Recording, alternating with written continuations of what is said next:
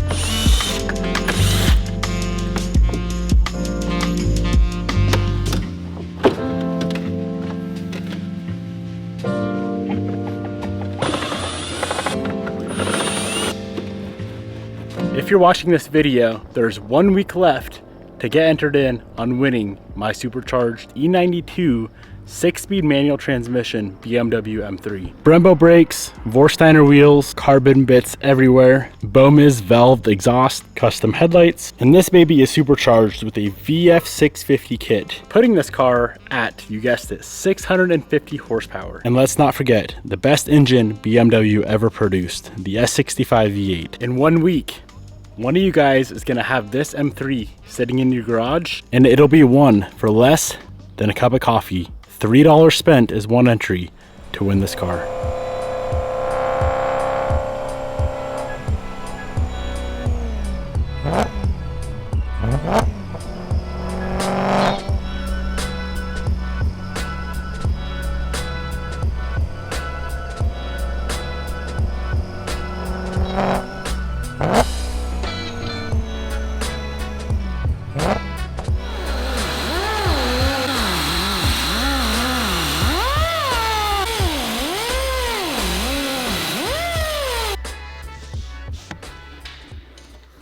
Building all the way back out and down, and then it'll be one solid piece all the way across there. Fill up that gap in the corner. Have to grind that out from the inside also, but and then smooth it down, and then you can figure out where to locate that hole. All right, the time has come. We got Craig back here from Straight Fabrication. There's no one I trust more than Craig to get this welded properly. Let's hope this goes to plan and we can save over $12,000 and not have to replace the tub. I have faith that it's gonna work.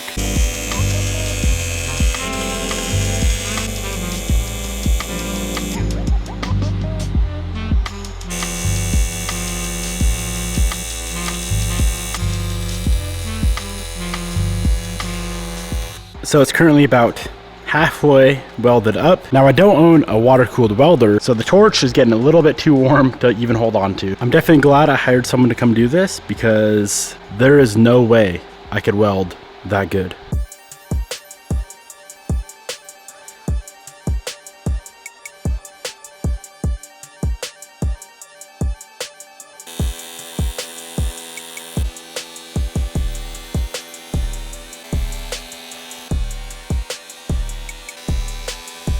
just really easier.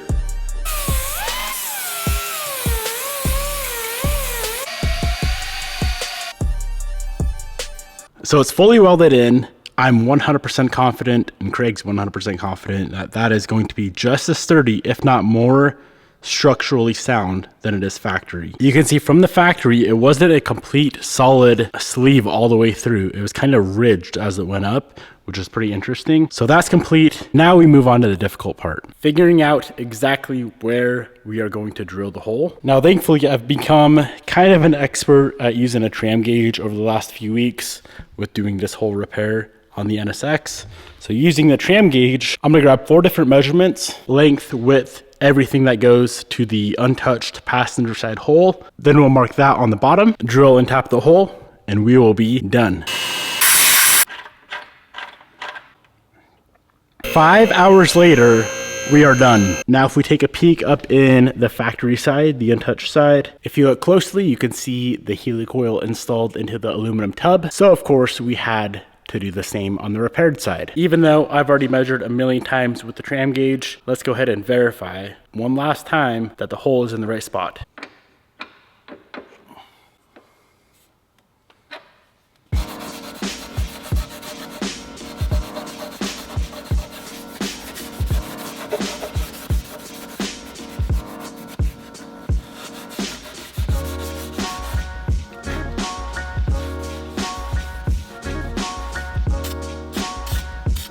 So I Scotch-Brited it, cleaned it, sprayed a little bit of primer on it like the factory did, and we are 100% complete with our repair. That turned out better than I had expected. I'm sure there's gonna be people questioning the structural integrity of that repair, and that's okay. I am 100% confident that repair is just as strong, if not stronger, than that factory ridged sleeve that they put in there. Let's go ahead and get the frunk assembly back together. Funny enough, these cars don't really have a frunk. There's not a single storage area on these cars. The 991.1 and .2s, all of this in here was storage.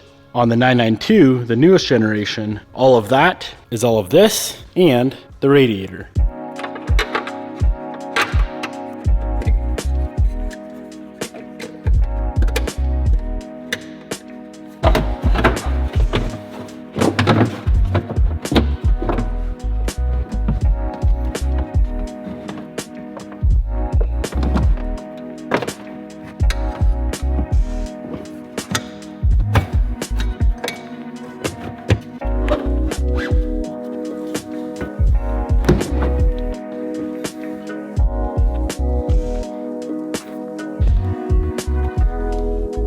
So this whole section is now complete. Let's get the car up in the air, get the cross member reinstalled, and this piece here back on the car.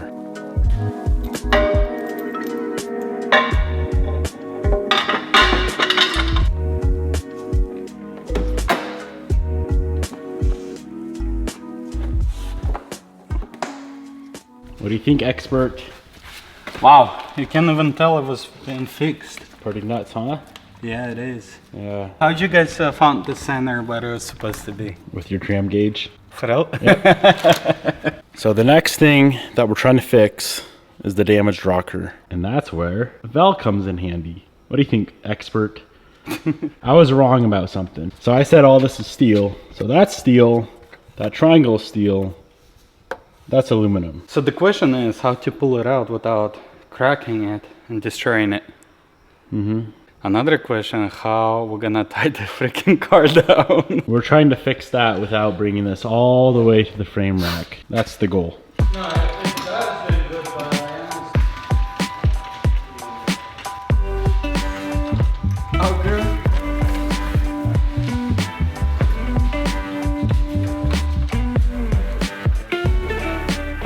So here's the plan. We have the lift here, Porsche here, truck here. We have the back of the Porsche tied to the truck, and then we're gonna pull the rocker out with this and with this. Will it work? homemade frame machine. Homemade frame machine. Now thankfully, the damage didn't go all the way to the door hinges. That would suck, right? Oh yeah, there would be no way we could have pulled it out. Yeah. This is just a scheme. Yeah. So it's all basically all for just visual looks and to Yep. I mean, you can see this is the inner structure, so this is pretty thick, and there's another one built in. Yeah. So this is just for the look, aesthetics. Yep.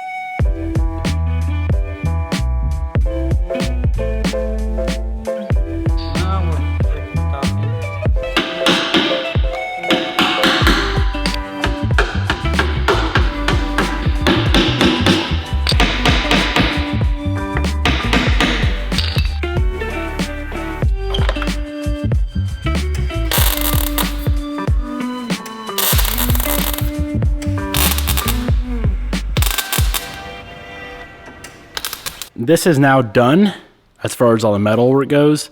I am going to do just a little bit of body filler to make it nice and perfect like it was from the factory. And then of course we are going to have to do some paint work on this pillar and rocker. Let's do some filler first.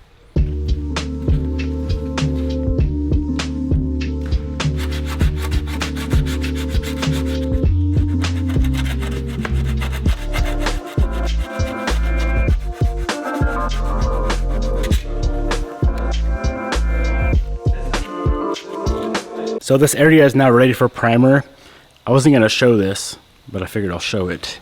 Unfortunately, we did crack the aluminum just a tiny bit right there. So Craig, who welded that, is gonna come back and weld that, and then we can get this thing in primer and then paint.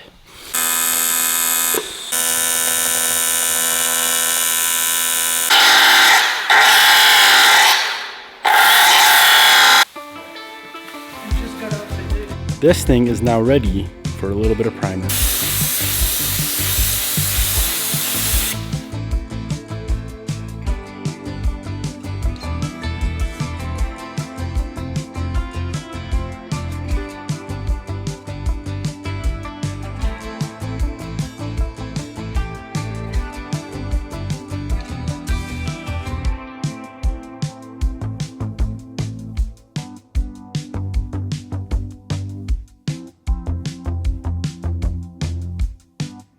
Both of the repairs that we needed to make on the chassis itself are now complete. The tub turned out perfect, and I cannot believe how nice this rocker also turned out. Now I do need to let that primer dry for a few days before I go ahead and sand it down and get this area painted, but man, that thing turned out phenomenal. One major issue I want to get figured out, and that is our dash pad. When this car was wrecked, it popped every single airbag in the interior except for the seats. Now all the airbags are pretty simple to replace, but the problem with the dash is it tears the dash pad. Hey, we're looking to order a dash pad. It's a 2024 Gt3Rs. Did you have the VIN of the car? Yep, VIN is WP0. Car have the black with the silver stitching, or does it have exclusive stitching? Black with yellow stitching. With yellow? Yes. Okay. So a made-to-order part like that is going to take somewhere between 16 and 28 weeks to get to us. Oh. There would be no pricing on it until the part gets to us from Porsche. Nope. And it would be non-returnable. No pricing, okay. So the other dashes, like I see the race text with like the silver stitching is around 5,000. Do you think it's going to be around that price for the yellow stitch, or you have no idea? No, with yellow stitch, since it'll be a made-to-order part, I would probably go triple, so probably around 15,000. Oh. That's probably what Porsche will retail the part at. Oh man. Okay. I'm gonna have to see if I can't find someone to fix this dash, because that's a bit spendy. Yeah, they get spendy one. That's the exclusive stuff that they have to hand make. So 16 to 28 weeks and $15,000 for a dash, a single dash.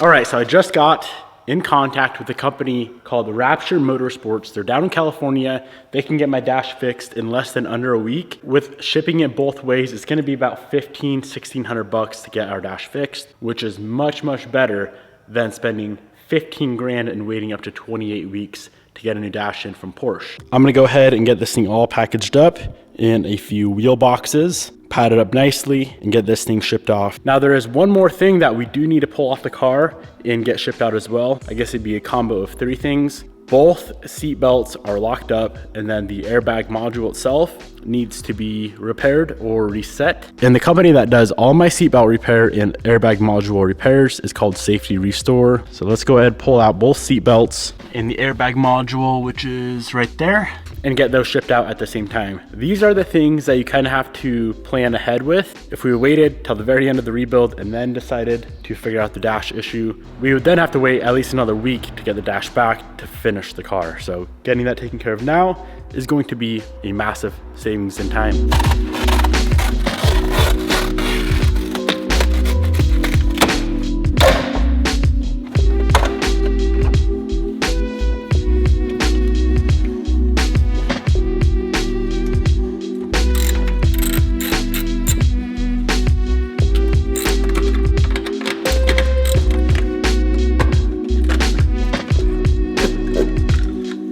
All the seatbelt stuff and the dash pad are all packaged up. In about a week, we should have both of these back, and then we'll be able to completely restore the interior. Now that is gonna be a wrap on the day. Second day of rebuilding this car, and I'm very stoked with the progress that we've made so far. Hope you guys enjoyed. Thank you for watching, and I'll see you boys in the next episode.